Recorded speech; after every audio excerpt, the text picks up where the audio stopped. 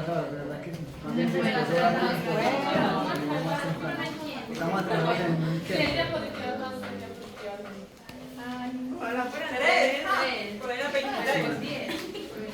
Bien, entonces el esófago se encarga de llevar los alimentos desde la cavidad oral hasta el estómago. Reconocemos pues algunas partes específicas del esófago como el esfínter esofágico superior y el esfínter esofágico inferior que se encuentra en el ingreso del estómago. Y aquí que también se conoce como cardias. El esófago atraviesa el diafragma por un espacio que se conoce como el hiato esofágico en el diafragma.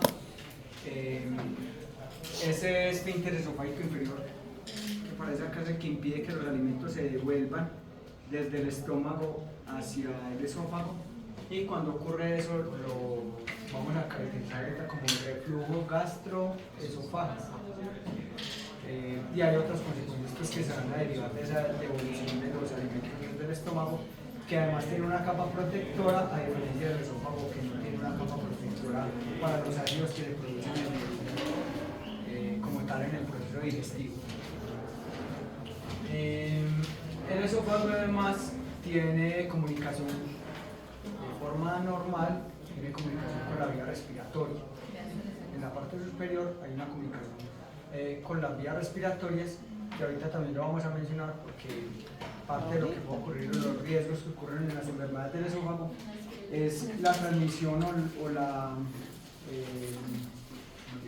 el paso de alimentos por la vía respiratoria, lo cual puede producir en el paciente problemas como broncoaspiración, riesgo de alergia aumentado y otras características que se pueden hacer que desestabilicen los pacientes.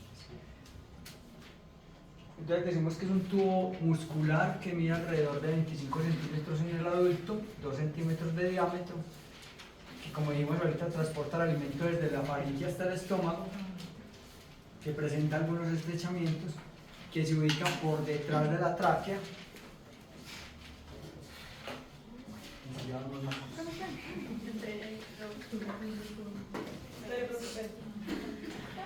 El objetivo entonces del esófago es llevar el alimento hacia el estómago, y las patologías o las anormalidades que vamos a ver ahorita están aquí: la acalasia, el reflujo gastroesofágico, la hernia hiatal, el esófago de Barrett y la esofagitis.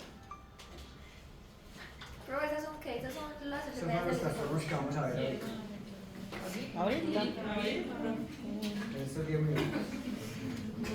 Aunque yo le sé que nos cree, profe. Si usted que nos cree, profe, nosotros ya, nosotros va comunicación con la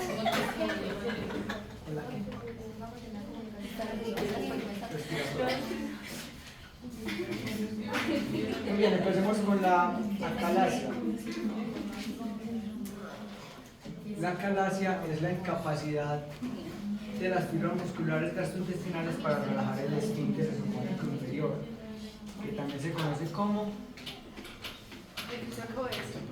ese que acaba de decir. Es que no me acuerdo. Es que como yo Sé que el de abajo es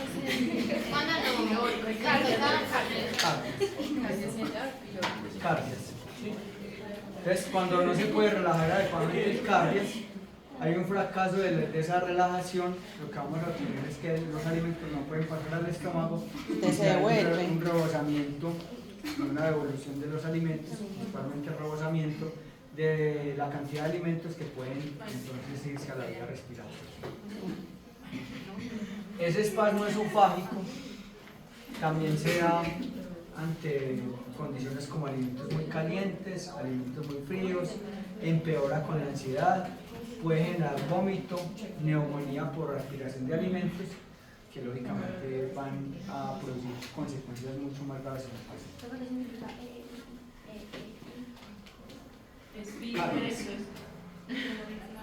Cardias. Esfínter esofágico inferior. Entonces es como el musculito que abre y cierra para que los alimentos pasen hacia el estómago y cierra para que no se devuelvan del estómago. Pues que eso se Ese es daña. el esfínter esofágico inferior. Se daña muy fácil. Y ya no hay, pues que un amiguito tiene eso. Y él se sienta a comer en una hora mínimo. Para pasar como súper poquito.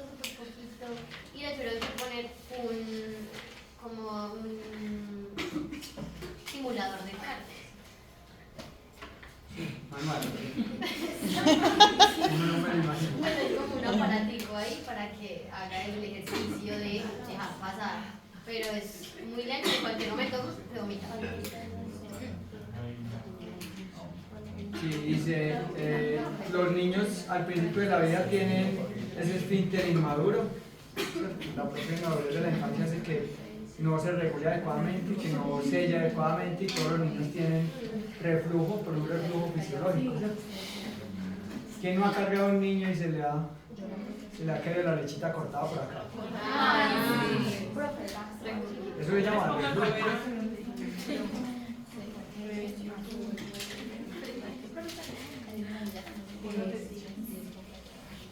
En la calasia se presenta dificultad para tragar alimentos sólidos, que se presenta de forma progresiva.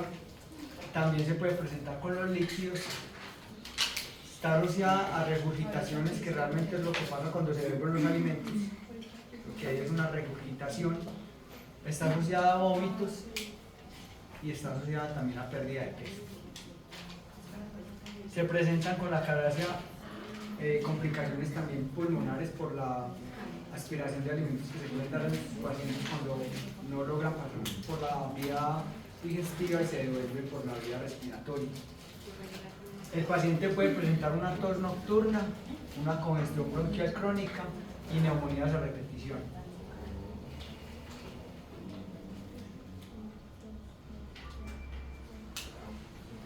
En la calasia no necesariamente se presentan las regurgitaciones que decíamos ahorita, sino que los alimentos no pueden pasar a al estómago. Entonces, lo que hay en el esófago como tal son alimentos, pero no con con el pH que pueden tener los alimentos que sí se devuelven del estómago. Los alimentos que se devuelven del estómago, que ya han tenido contacto con el ácido del estómago, van a ser alimentos muy ácidos y vamos a tener problemas como el que vamos a ver ahorita del reflujo gastroesofágico o la enfermedad por reflujo gastroesofágico. Aquí los alimentos no han ido al estómago, no tienen ese pH todavía, no son tan ácidos todavía. Entonces, al principio también puede ocurrir que la enfermedad, la calasia como tal, se confunda con un reflujo gastroesofágico, porque además del pH no hay diferencias en esos alimentos que se devuelven del estómago.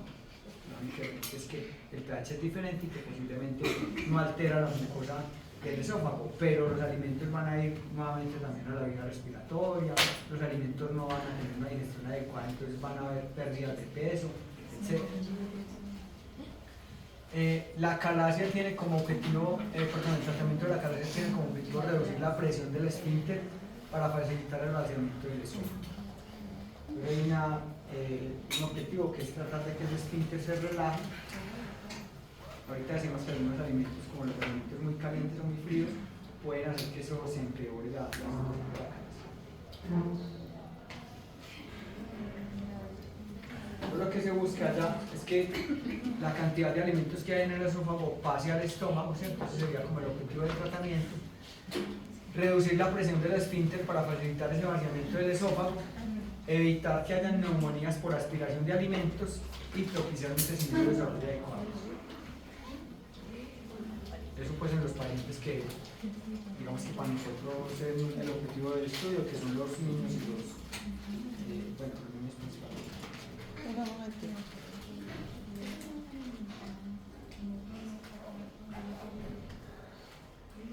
Recomendaciones dietarias de la calasia.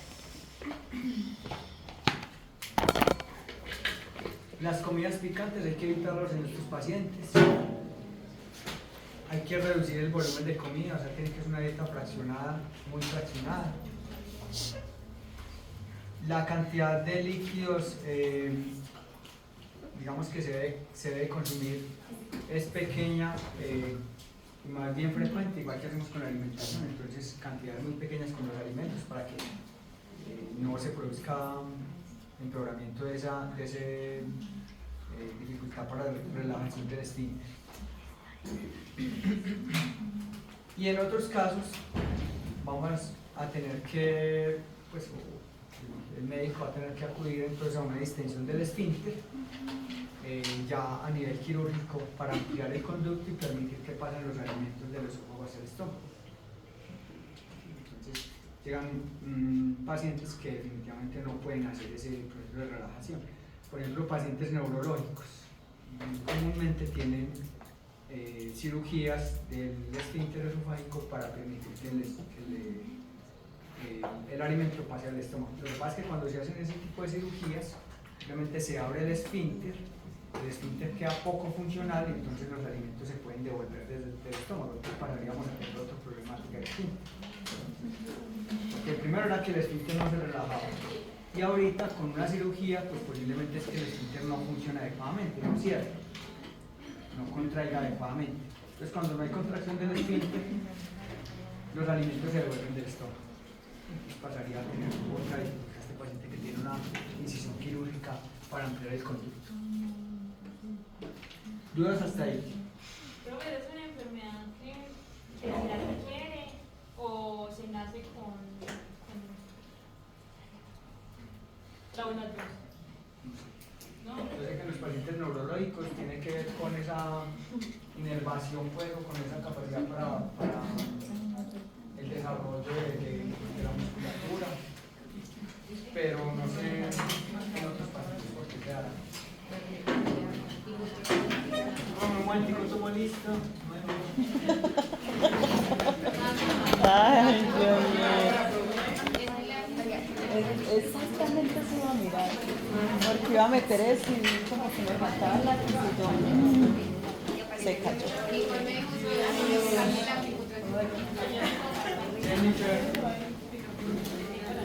Santiago de Cancún.